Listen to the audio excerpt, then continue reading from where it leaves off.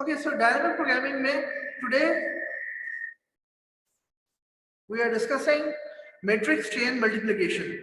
Matrix chain multiplication dynamic programming का it's a very important topic. आप तमाम लोग मेक श्योर कि आप अपने मोबाइल की जो आवाज है उसे बंद कर लें, क्योंकि आवाज तो आपको आ रही है. मैं जूम के जो लोग हैं उनको नहीं कह रहा, क्लास के लोगों को कह रहा हूँ. Just see the slides. That would be enough. So what's going on is कि आपके सामने जिनके पास नहीं है वो शेयर भी कर सकते हैं mobiles. You guys have difficulty, you can share mobiles and see it. Or you have a matrix C and we have two matrices A and B. And these two matrices we need to multiply and we will get the answer C. इन दो matrices को अगर आप multiply करेंगे तो you will get a matrix C. यहाँ तक किसी को कोई problem तो नहीं है? To multiply two matrices A and B, you get the matrix C. So far it's good. If you multiply two matrices A and B, you get the matrix C. And now इन दोनों matrices को आप जरा multiply करके दिखा दें. All of you multiply these two matrices. Matrix chain multiplication problem है क्या? इसको हम आगे जाके गौर करेंगे. अभी मैं इसको बहुत बेस लेवल से लेके जाना चाहता हूँ. तो आप सिर्फ दो matrices को multiply करें. दो matrices को multiply करना तो बहुत आसान है. So just please do it.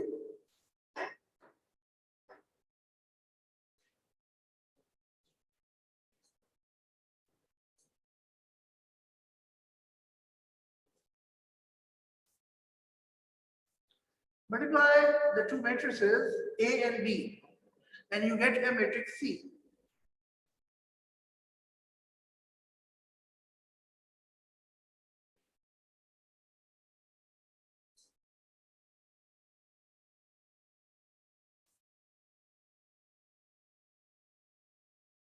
Multiply the matrix A and B and you get the matrix C.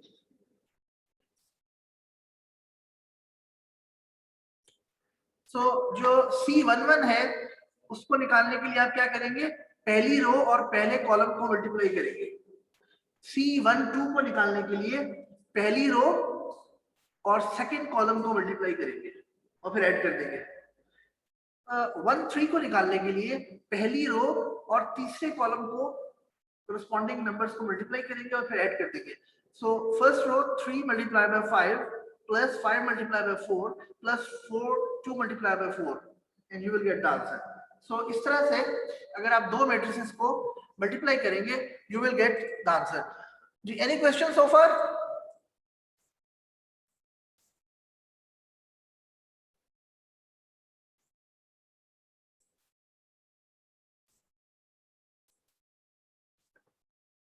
If you multiply two matrices A and B, you will get the matrix C. आपने multiply कर लिया? अरे बस, जिसने multiply कर लिया है वो हाथ खड़ा कर दे.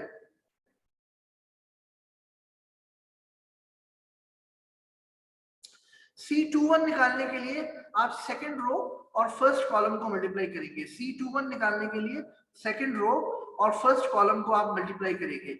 C22 निकालने के लिए आप सेकंड रो और सेकंड कॉलम को मल्टीप्लाई करेंगे. C23 निकालने के लिए आप सेकंड रो और थर्ड कॉलम को मल्टीप्लाई करेंगे एंड सो ऑन.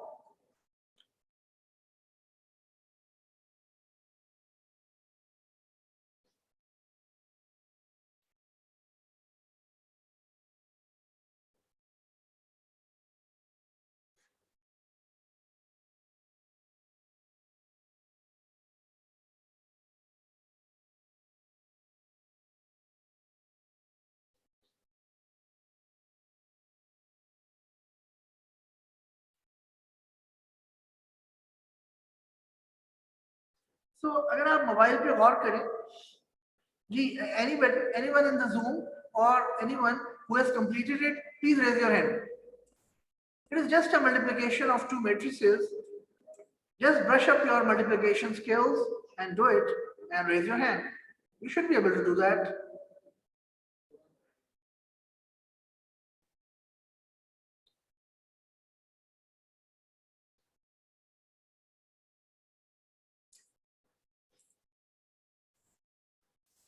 ये देखिए C1 को मैंने ऐसे निकाल दिया, C11 कैसे निकलेगा 3, ये देखिए मैंने निकाला है मोबाइल पर, आप देख सकते हैं अपने स्क्रीन पर। 3 multiply bye 1 is 3, 5 multiply by 2 is 10, 2 multiply by 3 is 6, तो 3 plus 10 plus 6 is 19।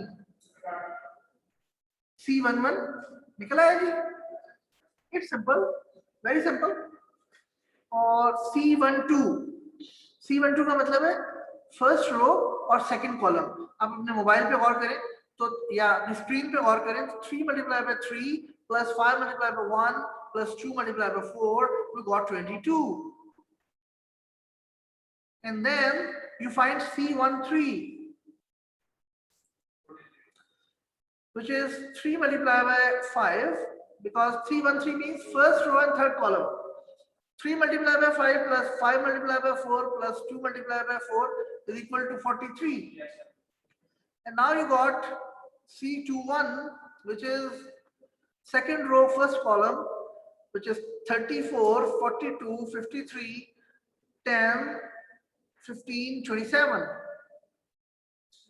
So what is going on is, these are the basic answers of C11, C2, C12, C13, C21, C22, C23, C2, 31, 32, C3. जी sir.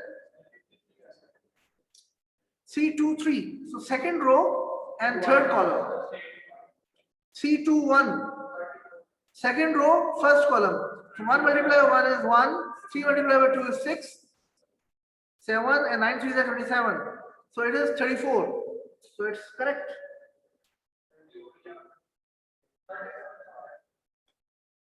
So C21 is 34. Okay. अच्छा, C11 में हम कितनी बार multiply कर रहे हैं? 1, 2, 3, 3 times. C12 में कितनी बार मल्टीप्लाई कर रहे हैं? 1, 2, 3, 3 टाइम्स। C13 में कितनी बार मल्टीप्लाई कर रहे हैं? 1, 2, 3, 3 टाइम्स। C21 में भी 3 टाइम, C22 में भी 3 टाइम, C23 में भी 3 टाइम। तो हर लेफ्ट साइड पे हर एलिमेंट निकालने के लिए आप 3 बार मल्टीप्लाई कर रहे हैं, और total elements C11, C22, C12, 13, 121, 22 ये कितने हैं? 9। तो टोटल मल्टीप्लिकेशन C मैट्रिक्स को निकालने के लिए कितनी लगी?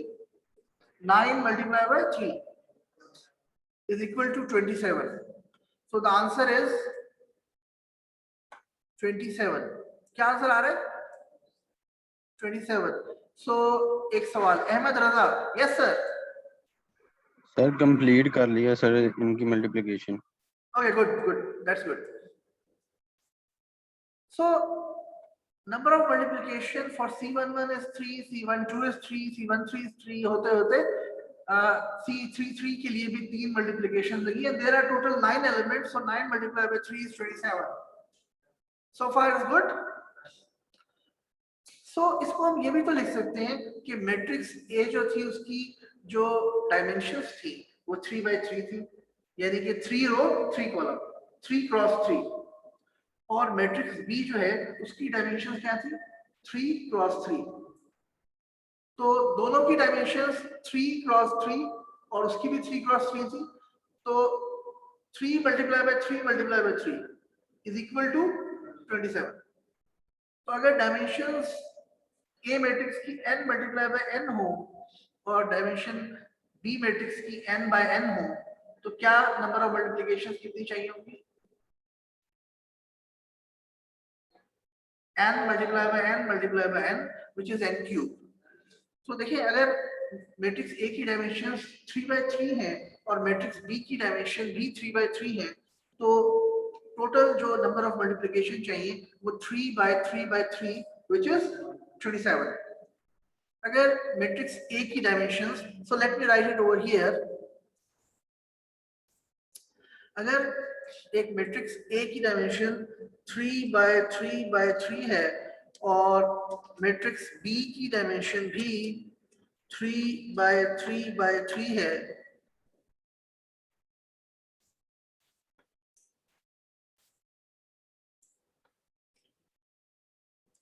अगर मैट्रिक्स ए की डायमेंशंस 3/3 हैं और मैट्रिक्स बी की डायमेंशन भी 3/3 है, तो ये जो टोटल मल्टीप्लिकेशंस कितनी चाहिए होंगी? What is actually going on कि हम इस 3 को ले लेंगे, यहां पे रख देंगे क्रॉस,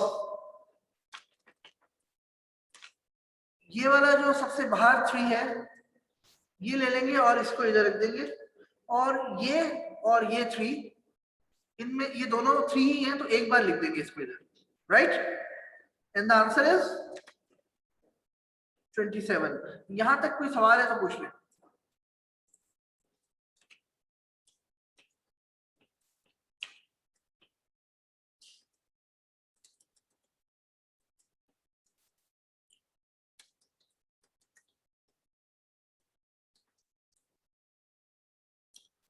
And now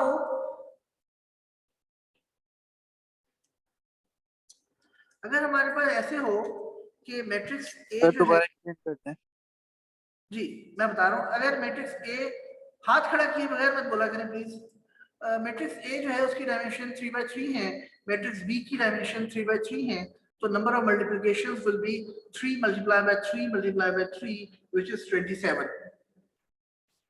अगर मैट्रिक्स ए की डायमेंशन 4/4 है और मैट्रिक्स बी की डायमेंशन 4/4 है, तो नंबर ऑफ मल्टीप्लिकेशन कितनी हो जाएगी? यहां पर 4 आ जाएगा, ये लेफ्ट साइड वाला 4, बिल्कुल जो राइट पे 4 पड़ा हुआ है वो इधर आ जाएगा। लेकिन यहाँ पर 2 4s हैं, बी के शुरू में भी 4 है और इसमें भी 4 है, तो ये एक बार लिखेंगे, तो 4 multiplied by 4 multiplied by 4 is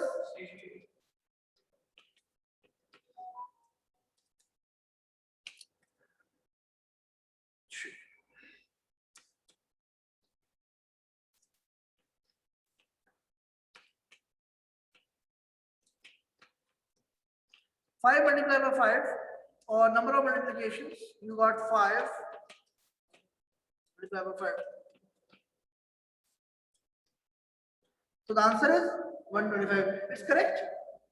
अच्छा, अगर मैं आपसे ये पूछूं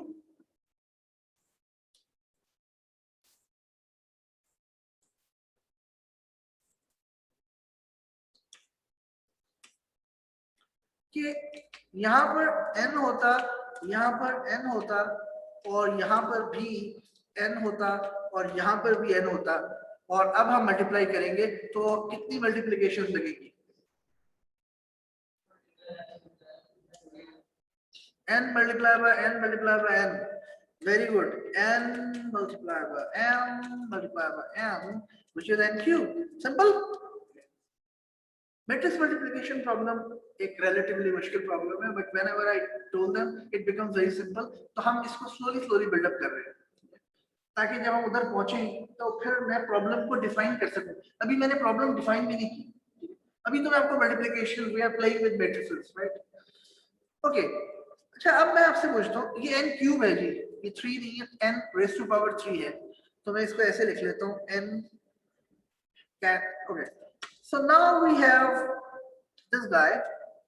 अगर यहाँ पर m multiplied by m multiplied by m multiplied by n हो, तो अब इसकी टाइम कॉम्प्लेक्सिटी क्या होगी, कौन बताएगा? Yes sir, yes, n multiplied by m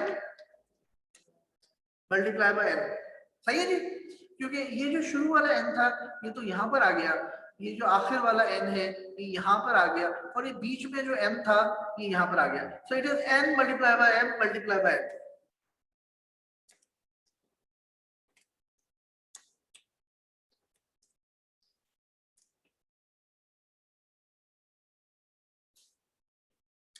n multiplied by m, तो यहाँ पे t आ जाता है। अगर now what I will do, raise your hand before you speak guys, anyone from the Zoom? No? Yes sir, okay, so इनका जवाब है n multiplied by m multiplied by, anyone else? p anyone else? Ahmad Multiply- रजा, क्या जवाब होगा? नदा Mohammad, yes. हम sir ये होगा नहीं शायद, नदा बताइए। सही होगा नहीं। यस, इन दो मैट्रिसेस को मल्टीप्लाई नहीं कर सकते। It violets the condition for multiplication. अगर मैट्रिक्स की सेकंड कॉलम और फर्स्ट रो यानी कि m और p सिमिलर नहीं है तो मैट्रिसेस मल्टीप्लाई नहीं हो सकते। These two matrices cannot be multiplied. Simple. These आप लोग जो है ना, आप जो आखिरी दो हैं इधर आ जाए, कोई बात नहीं, आ जाए जल्दी जल्दी मूव, ताकि मुझे सामने देखना पड़े और कैमरे में मेरी जो आवाज है वो भी क्लियर है। आप दो हजरात आगे आ जाए, आप दो हजरात आप बैठ जाए, आप इधर आ जाए, आगे आ जाए, इस रो में आ जाए सब लोग, इस रो में आप इधर बैठ जाएंगे, आगे बैठना है आपका, आगे बैठना, आप बेटा उधर बैठ। अच्छा ठीक है, बैठ।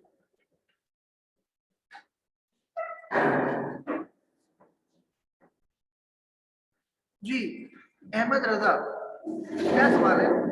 सर आपने अभी रूल बताया है, वो क्या काइंड दोबारा बता दिए। जी वो रूल ये है, वो रूल ये है कि ये जो m है यानी कि सेकंड उस पर जो लिखा होता है n by m, first n को कहते हैं कॉलम, रो, और इसको कहते हैं कॉलम। सो रोज इसकी n है और इसकी कॉलम m है। p मैट्रिक्स में नंबर ऑफ रोज p है और नंबर ऑफ कॉलम्स n है। तो अब अगर हम n बाय m और p बाय n करते हैं तो ये जो इसके फर्स्ट मैट्रिक्स के कॉलम और सेकंड मैट्रिक्स की रोज अगर बराबर ना हो तो वो दो मैट्रिसेस मल्टीप्लाई नहीं की जा सकती। तो what is the condition? Condition for multiplication, condition for multiplication is columns of number of columns of first matrix is equal to number of rows of second matrix। पहली मैट्रिक्स के column और second matrix की रोज अगर बराबर हो तो वो दोनों मैट्रिसेस मल्टीप्लाई हो सकती हैं। यहां तक सही है? Okay sir. अब ये जो दो मैट्रिसेस हैं ये मल्टीप्लाई नहीं हो सकती, सो यहाँ पे हम लिख देते हैं कैन नॉट बी मल्टीप्लाइड। अच्छा अगर आपसे कहा जाए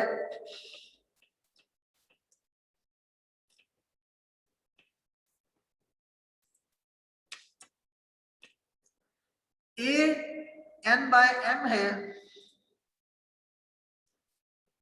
सो अगर मैं कहूं a n बाय m है और b m बाय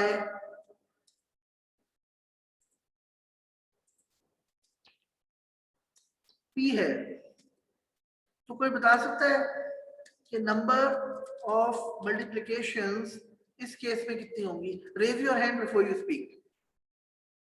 यस, नहीं हो सकता जी। Yes, n multiply by m multiply by p,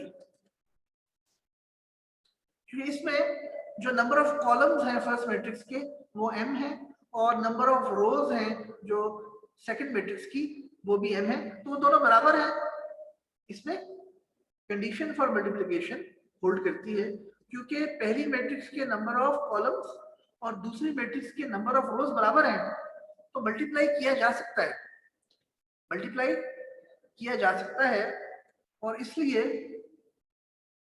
the multiplication will be done. और जब मल्टीप्लाई हो जाएगा तो number of multiplication is n by m by p।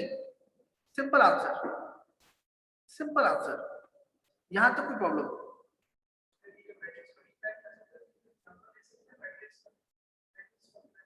जी अगर आप इस मैट्रिक्स को मैट्रिक्स फॉर्म में लिखें, लेट्स से मैं यहां पर वैल्यूज ले लेता हूं a 2 बाय 3 और मैट्रिक्स है b विच इज 2 बाय 2। ये दो मैट्रिसेस हैं जिसमें दो रोज हैं और तीन कॉलम्स हैं। इस मैट्रिक्स में दो रोज हैं और दो कॉलम्स हैं। ऐसी कोई भी मैट्रिक्स आप लिखेंगे, अगर आप इनमें नंबर्स पुट भी कर देंगे तो वो मल्टीप्लाई नहीं हो सकेंगे।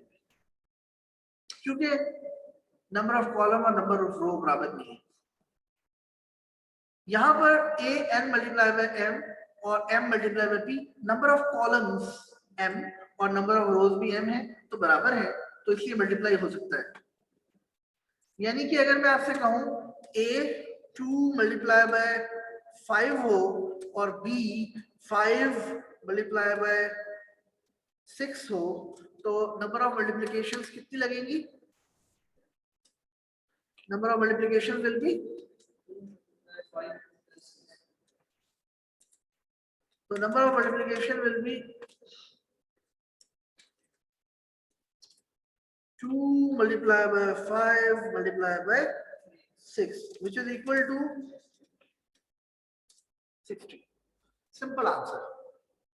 The answer is 60, which is a simple answer. And now we have,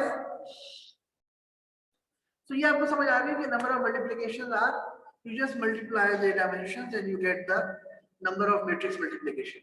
और इसकी एक एग्जांपल हमने इधर देख ली है already. So let me come back again. So we are here. We are here.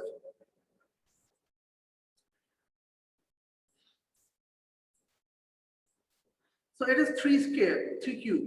So number of multiplications for C11, C12, 1321, 222331, C233 is 3 cube. It's simple. So these are the number of multiplications for a matrix. और अगर हम ये दो matrices 3 by 3 और 3 by 3 multiply करें, अब जैसे अगर आप गौर करें तो अगर इसमें ये जो बी मैट्रिक्स है इसमें 2 रोज होती तो डेफिनेटली अगर 2 रोज होती और इसमें कॉलम के अंदर 3 एंट्रीज हैं तो मल्टीप्लाई नहीं हो सकता, क्योंकि इसकी रो इसके कॉलम से मल्टीप्लाई होती है। अगर वो बराबर ही नहीं होगा तो मल्टीप्लाई कैसे होगा? अच्छा, अब मेरा आपसे सवाल है, सो अगर आपके पास टोटल, अगर एक मैट्रिक्स C है, एक A है और एक B है, total number of multiplication would be n cube. अच्छा, अब मेरा आपसे सवाल है, एक मैट्रिक्स A1 है जिसकी डायमेंशंस 100 by 200 है, एक मैट्रिक्स A2 है जिसकी डायमेंशंस 200 by 300 है, एक मैट्रिक्स A3 है जिसकी ये डायमेंशंस है 4 है 5 है। So how many multiplications are required to find the product? A1 A2 को अगर हम मल्टीप्लाई करते हैं तो जवाब आ जाएगा A1 A2 plus total multiplications कितनी चाहिए होंगी? Just raise your hand before you speak. Yes, white shirt, the guy in the white shirt. Yes sir. अगर हम इन दो मैट्रिसेस को मल्टीप्लाई करें तो टोटल नंबर ऑफ मल्टीप्लिकेशंस कितनी लगेगी? That is the question. Excellent. Anyone else? अगर हम इन दो मैट्रिसेस को मल्टीप्लाई करें तो टोटल नंबर ऑफ मल्टीप्लिकेशंस कितनी लगेगी?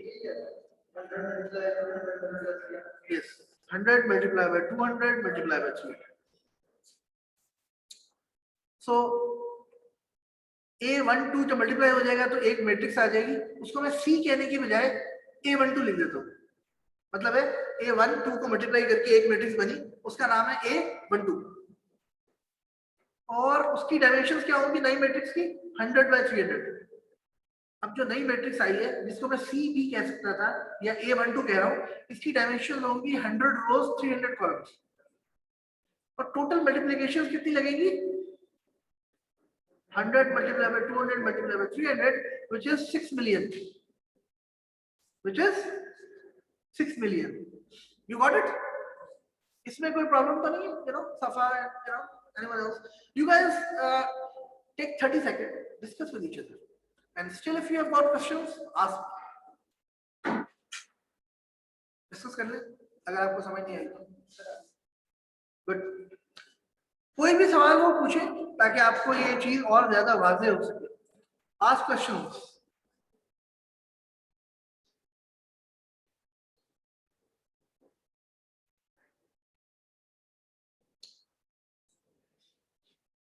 आप लोग मास्क पहन के डिस्कस करें यार, या आप लोग अपनी बेड़ा रखना चाहते हैं? मास्क पहन के डिस्कस करें।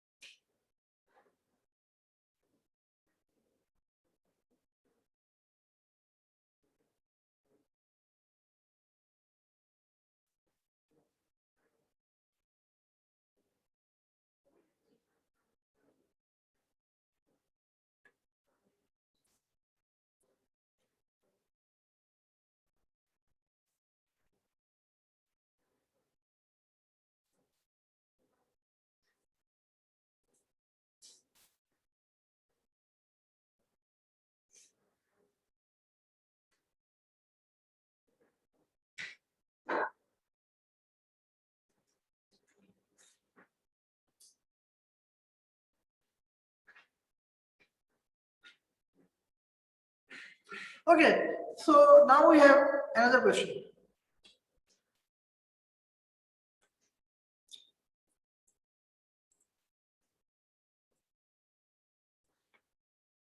What is the cost of finding these number of multiplications? हमें ये तो पता चल गया कि अगर हम दो मैट्रिसेस को मल्टीप्लाई करते हैं तो हमारे पास इतनी सारी मल्टीप्लिकेशंस की जरूरत पड़ेगी, लेकिन ये पता कराने के लिए हमने कितनी बार मल्टीप्लाई किया? 2 times. 100 multiplied by 200 which is 20,000 और 20,000 multiplied by 300 6 million. तो 2 बार मल्टीप्लाई किया और हमें पता चल गया कि टोटल मल्टीप्लिकेशन कितनी करनी पड़ेगी, यानी कि टोटल 2 बार मल्टीप्लाई करके हमें ये पता चल गया कि अगर हम मैट्रिसेस को एक्चुअल मल्टीप्लाई करें तो इतना 6 मिलियन मल्टीप्लिकेशन लगेगी। कितनी बार मल्टीप्लाई किया? टोटल 2 बार। टोटल 2 बार मल्टीप्लाई किया मैट्रिसेस की डायमेंशंस को। 100 मल्टीप्लाई बाय 200, एक मल्टीप्लिकेशन, देखिए कितने साइन है, एक मल्टीप्लिकेशन का साइन है और ये एक, तो टोटल 2 बार मल्टीप्लाई किया and the answer is 6 million. ध्यान से सही है।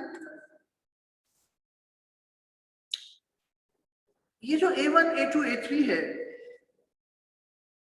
अगर हम ऑर्डर चेंज नहीं कर सकते, यानी A1 को A2 की जगह पे नहीं लिख सकते, A2 को A3 की जगह पे नहीं लिख सकते, मैट्रिसेस का ऑर्डर तो यही रहेगा, लेकिन जाहिर है कि एक वक्त में हम दो ही मैट्रिसेस को ऐड कर सकते हैं, दो ही मैट्रिसेस को मल्टीप्लाई कर सकते हैं। ऐसा नहीं होता कि हम मल्टीप्लाई इकट्ठा कर दें। एडिशन में भी दो नंबर्स को एक वक्त में ऐड करते हैं, फिर तीसरे को ऐड करते हैं, फिर चौथे को ऐड करते हैं। अगर मैं आपसे कहूं 2 + 3 + 4, तो आप ध्यान में क्या करेंगे? या तो 2 + 3 पहले करेंगे, या 2 + 4 करके +3 कर देंगे, या 2 + 3 करके +4 कर देंगे। ऐसा ही है ना? तो किसी दो मैट्रिसेस को मल्टीप्लाई करेंगे पहले, उसके बाद उसको तीसरी मैट्रिक्स से मल्टीप्लाई करेंगे। ये बात तो सबको पता है, इसमें कोई मसला तो नहीं है। तो फिर इसमें हम पहले किसको मल्टीप्लाई करना चाहिए? A1, A2। एक तो तरीका ये है कि मैं A1, A2 को मल्टीप्लाई कर दूं और फिर A3 से मल्टीप्लाई करूं, तो मैंने A1 और A2 के गिर्द ब्रैकेट लगा दी। दूसरा तरीका क्या है कि मैं A2 और A3 को मल्टीप्लाई करूं और फिर A1 से मल्टीप्लाई करूं। ये दो तरीके हैं, ऐसे ही है। बड़ा सिंपल है, बहुत सिंपल है। A1 को A2 से मल्टीप्लाई कर दूं और फिर A3 से मल्टीप्लाई करूं, या A2 और A3 को मल्टीप्लाई कर दूं और फिर A1 से मल्टीप्लाई करूं। It is the same thing, right? I mean answer same आएगा, बिकॉज व्हाट? आंसर क्यों सेम आएगा? Because matrix multiplications are associative. It means A multiplied by B multiplied by C is equal to A multiplied by BC. So let me write this rule. This is a beautiful rule. So look, A multiplied by BC equals AB multiplied by C. Multiply का sign बीच में डालने ना डाले। So you know this, and this is called associative law. It's a law, right? It's always true. This is called associative law, and this law is always true, and you know that. We have studied in our grade 10 or grade 9 or grade 7 that this law holds, right? वापस आते हैं,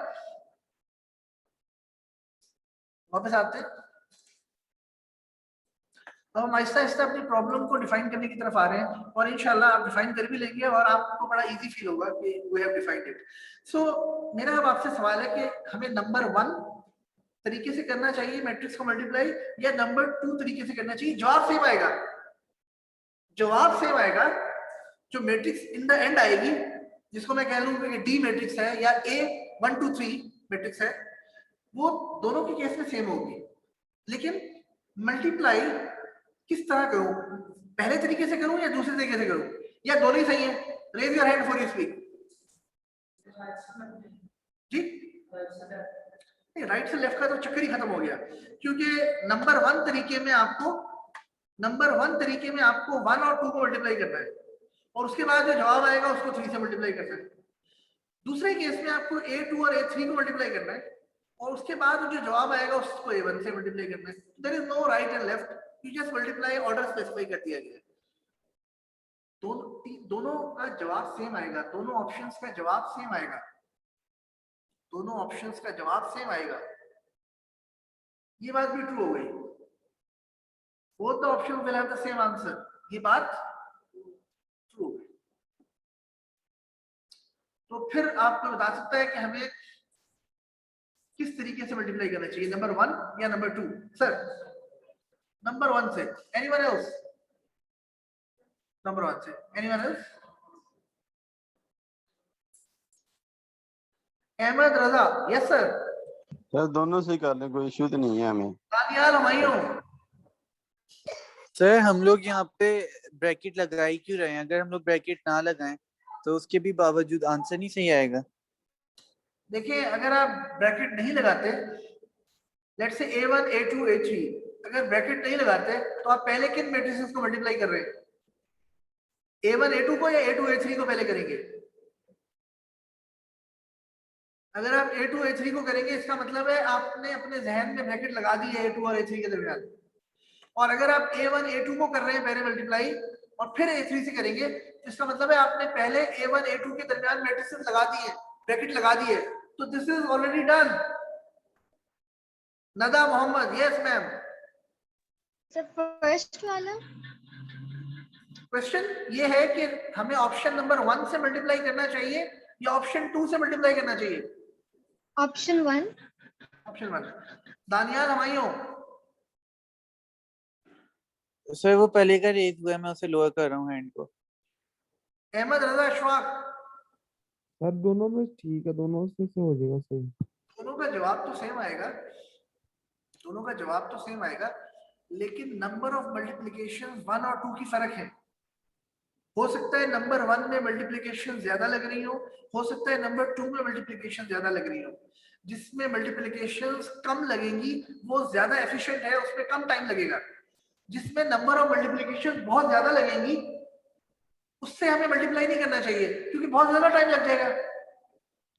यानी let's say अगर एक में 10 million का time लग रहा है, एक में 30 मिलियन लग रहा है, और मैं आपसे कहूँ 30 मिलियन वाले तरीके से करो और आपको बाई मैनुअली करना पड़ जाए, तो आपको अगर 10 मिलियन से करने में 1 दिन लग रहा है तो 30 मिलियन से करने में आपको 3 दिन लगेंगे। तो आपको एफिशिएंट तरीका आजमाना चाहिए या मुश्किल तरीका आजमाना चाहिए? एफिशिएंट। तो कौन सा एफिशिएंट है? Raise your hand for you speak. One efficient है। सबसे पहले तो एफिशिएंट कौन सा है कैसे पता चलेगा? जब हम नंबर ऑफ मल्टीप्लिकेशन निकाल लेंगे, और नंबर ऑफ मल्टीप्लिकेशंस के निकालने के लिए हमें मल्टीप्लाई करने की जरूरत नहीं है, हम उनकी डायमेंशन से मल्टीप्लाई करके निकाल सकते हैं। तो ऐसा करते हैं, नंबर ऑफ मल्टीप्लिकेशन निकाल लेते हैं। तो नंबर 1 की मैं निकालता हूँ, विच इज A1 और A2 को मल्टीप्लाई करेंगे तो क्या जवाब आएगा? A12। A1 और A2 को मल्टीप्लाई किया तो मैट्रिक्स C आ रही है, या जिसको मैं A12 भी लिख सकता हूँ, A12, और इसकी डायमेंशन हो जाएगी 100/300। यानी कि ये जो रोज होती है पहली और ये जो आखिरी कॉलम्स होते हैं ये ले लेते हैं 100/300, और इसको मल्टीप्लाई करने में कितनी मल्टीप्लिकेशन लगी? 100 × 200 × 300। सही है जी। अब हम A12 और A3 इन दो मैट्रिसेस को मल्टीप्लाई कर रहे हैं। जब हम इन दो मैट्रिसेस को मल्टीप्लाई करेंगे तो what will be the answer?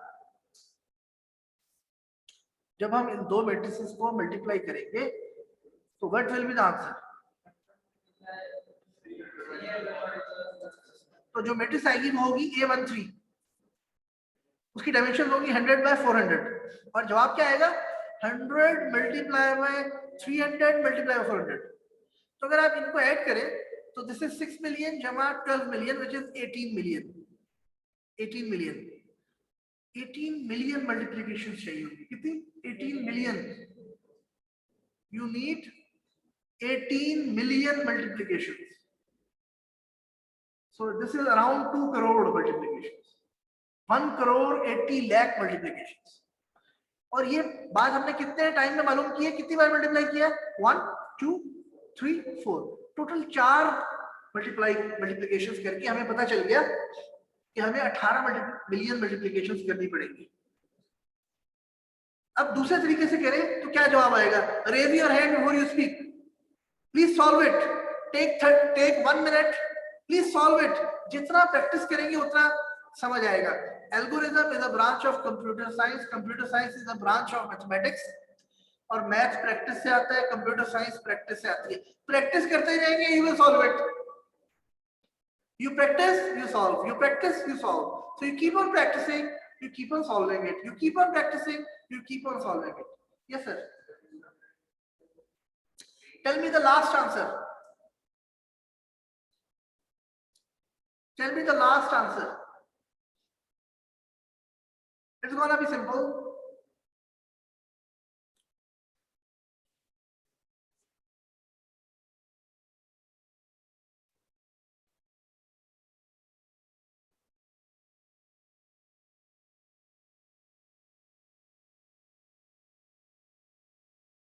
Yes. I think it's almost true, but try it again. 36, 32. Hurry up, guys. You should do it. It's quite fun.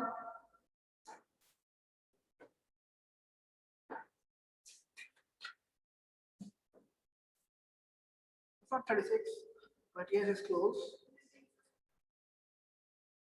That's even good. वो लोग जो करके गलती कर देते हैं फिर उसको ठीक करते हैं या उनको सोल्यूशन बता दिया जाता है, वो और ज्यादा बेहतर समझते हैं। सर 30 मिलियन आ रहा है। नदा मोहम्मद, सर क्या आप रिपीट कर सकते हैं, मुझे समझ नहीं आ रही। ओके, सो जैसे हमने नंबर ऑफ मल्टीप्लिकेशंस निकाली है ऑप्शन 1 में, तो how many number of multiplications will be in option 2? ये जो ऑप्शन 2 है, a1 multiply by a2 multiply by a3, इसमें टोटल नंबर ऑफ मल्टीप्लिकेशंस कितनी चाहिए होगी? अहमद, रजा, अशफाक, आप बता दें। सर 30 मिलियन आ रहा है। 32 30 million. Yes sir. Yes, white shirt. 32 million. Yes, 32 million. आपने हाथ खड़ा किया, तो आपका स्टाइल ही है सर।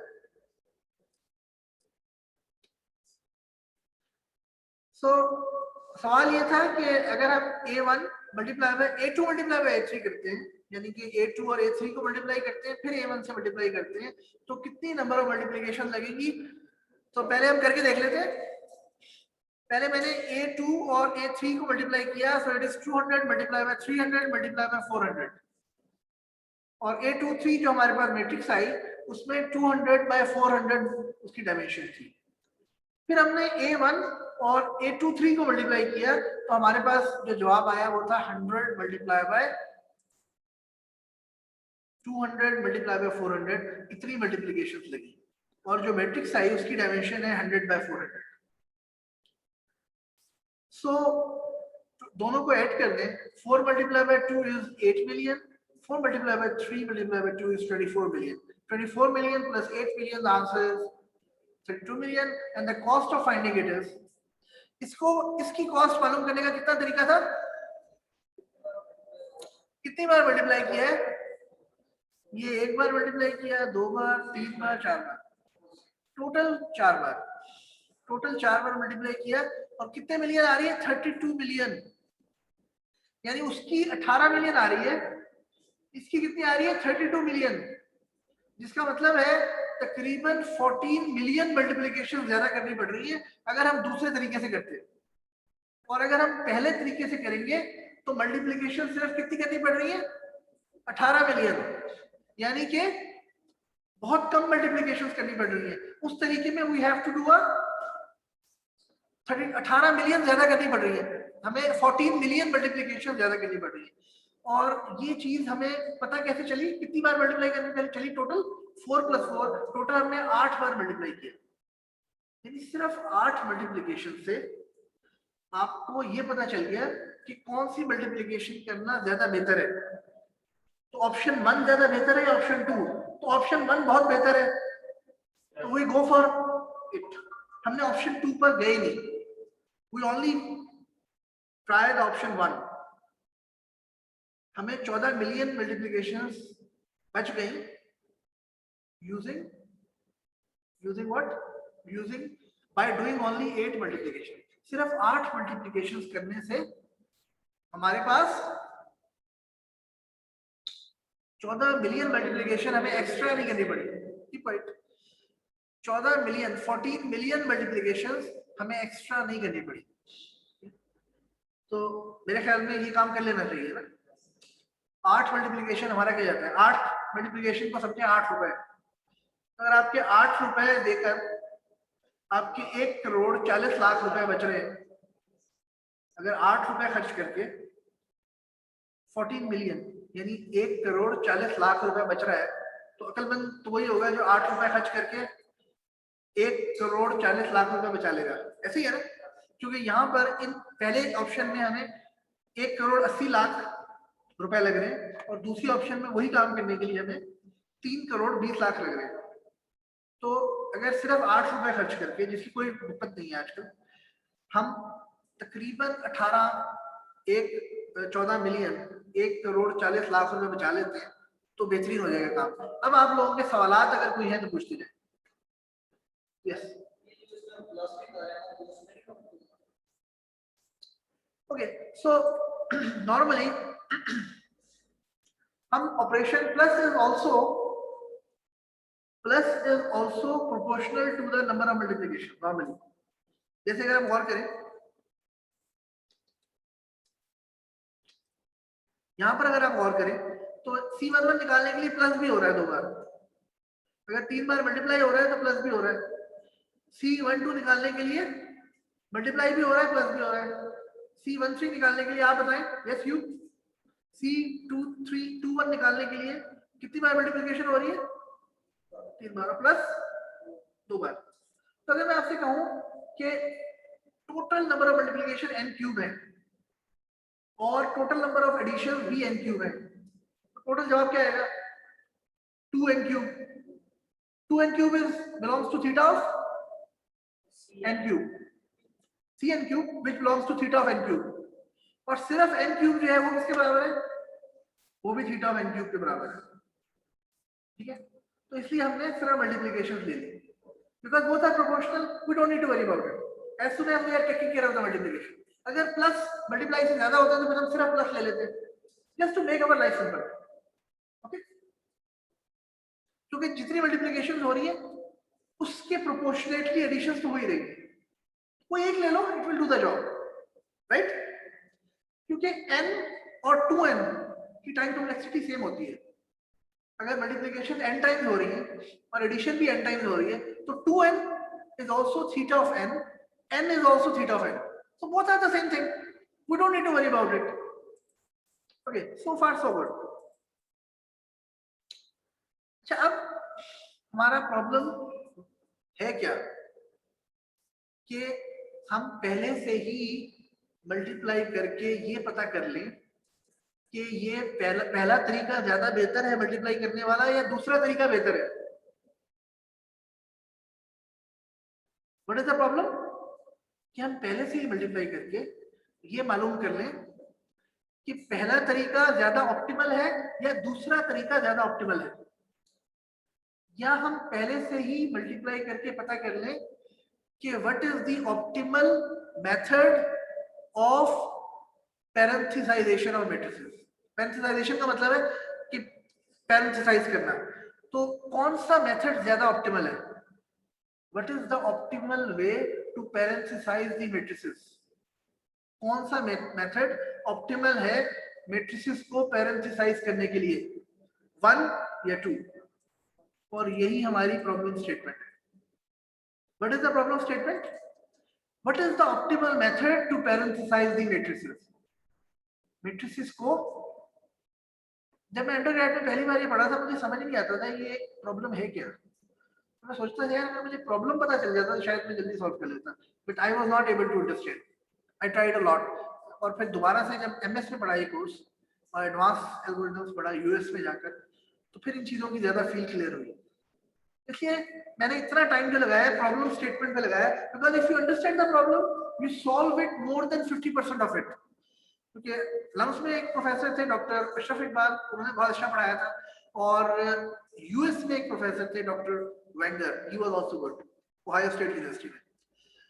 सो इन दो लोगों से अशरफ साहब ये कहते थे कि if you understand the problem, it means if you understand the problem, सिर्फ प्रॉब्लम स्टेटमेंट समझ आ जाए आपको, it means you have understand more than 50% of the solution, and that is the beauty. Look, कि अगर आपको प्रॉब्लम समझ आ गई, इसका सॉल्यूशन निकालना आसान हो जाएगा। अभी हम मजीद प्रॉब्लम को देखते हैं। इसी प्रॉब्लम को मजीद समझने के लिए हम 4 मैट्रिसेस ले लेते हैं। इसको कितने तरीकों से पैरेंथेसाइज कर सकते हैं? How many ways in which we parenthesize these 4 matrices? ये आप लोगों ने खुद करना है और नेक्स्ट लेक्चर में लेकर आना है। तो आज रात को 10 बजे तक, नहीं मैं असाइनमेंट नहीं दे रहा, ये आपने A1, A2, A3, A4 इनकी पैरेंथेसाइजेशन आपने करनी है और कल रात को 10 बजे तक मुझे व्हाट्सएप करनी है। इनको कितनी वेज में पैरेंथेसाइज किया जा सकता है, एंड व्हाट्सएप में by tomorrow till 10 PM, okay, we will add it in the class exercise. अल्लाह हाफिज।